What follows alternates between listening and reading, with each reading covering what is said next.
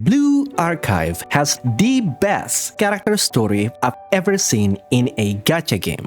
This particular story is just so different than any other Blue Archive story I've read so far because it's so personal, so painfully realistic that I honestly wonder if it's based on a true story. If there's anyone out there told you that gacha games can have good personal storytelling, then please show them this video. The event I've Alive focused on Airi, one of the members of the after-school Sweets Club along with her friends Natsu, Kazusa, and Yoshimi. One day, Airi suddenly wanted to form a band in a competition to win a pastry called Frederica Semla. But very quickly, things started to go wrong. Because deep inside, Airi always felt that she was not really enough for her friends. And none of her friends know about this because she kept it all inside. It's very interesting to me that this event is a surprisingly accurate psychological study on inferiority complex. Of course, there is nothing wrong with feeling inferior and seeking self-improvement. As Dr. Alfred Adler wrote in the book The Science of Living, quote, "The feeling of inferiority is not a disease. It is rather a stimulant to healthy, normal striving and development.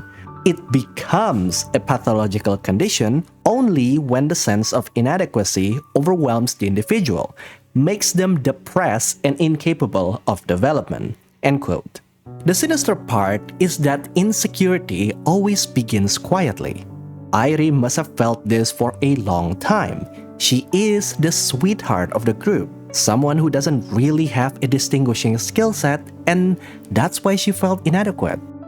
So when she heard a small harmless comment, it validated her insecurity all this time. Obviously she is lacking. Obviously her friends just tolerated her. Obviously she's slowing them down. She measured her worth to her friends through her skills. And this is the start of her downward spiral. Airi's first instinct was not to share this feeling to her friends. Her solution is to overcorrect. She dragged everyone into this band competition without any musical experience. Not because she wants to win a prize, but because she wants to prove she deserves her friends.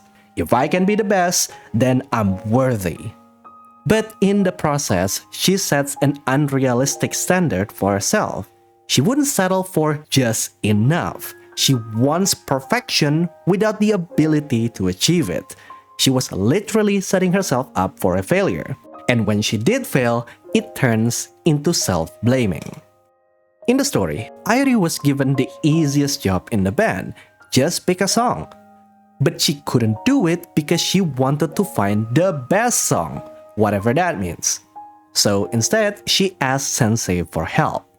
And even though Sensei supported her, she interpreted it as a personal failure. Why do I need help for something so easy? I'm dragging everyone down.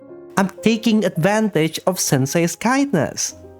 Later on in the band practice, she found her ability to learn the piano to be very slow.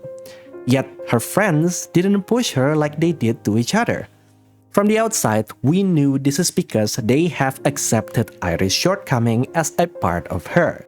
And more importantly, they're taking this band practice as a fun event they just do together.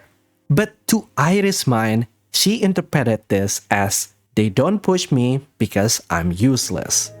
And all of this negativity leads to the final part of the spiral: burnout, shame, and withdrawal. She convinced herself she should just quit for their sake. I'm not good enough. I'm hurting everyone. They'd be better off without me. Now, all of this feels painfully realistic, doesn't it? I had to remind myself that this is just a gacha game story because it feels like the writer's personal experience translated into the world of Blue Archive.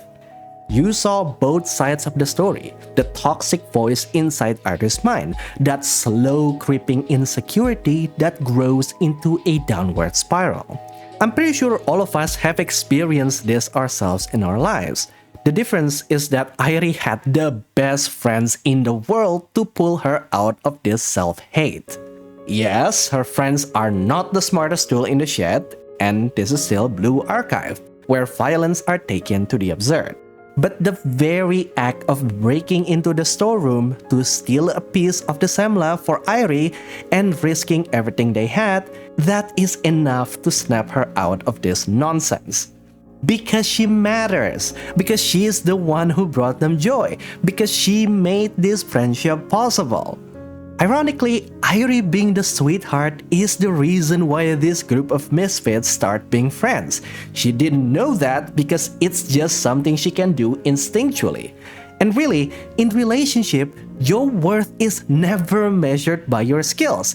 It's from what happiness and joy you bring to the group. Airi just need to realize that she's just as special as her friends. She need to realize that life is beautiful.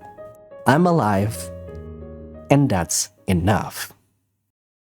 Also, a special mention for Sensei's role in the story.